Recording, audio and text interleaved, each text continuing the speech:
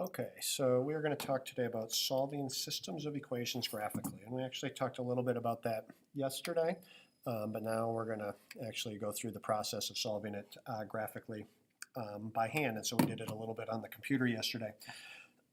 So you remember what solving systems of equations is all about, is figuring out the point, usually there's only one, where both equations are true, right? And so when we graph a line, we're really showing all the points that make that equation true. And so we're trying to find the one point that makes them both true. And so that's the one point that's on both lines. And so, like I said, we did this yesterday on Desmos, but now we're going to do it by hand. And so I'm going to graph both of these. I'm going to start on the y-intercept.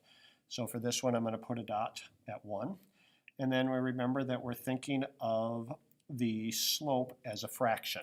And so from here, I'm going to go up 2 over 1, up 2 over 1, and I just do that a few times.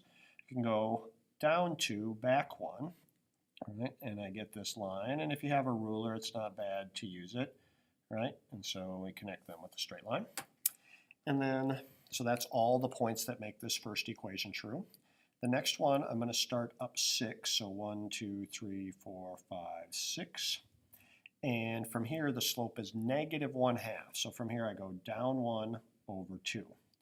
Down 1 over 2, or up 1, back 2, right? All following that pattern. Remember, a line with negative slope should be going down from left to right, okay?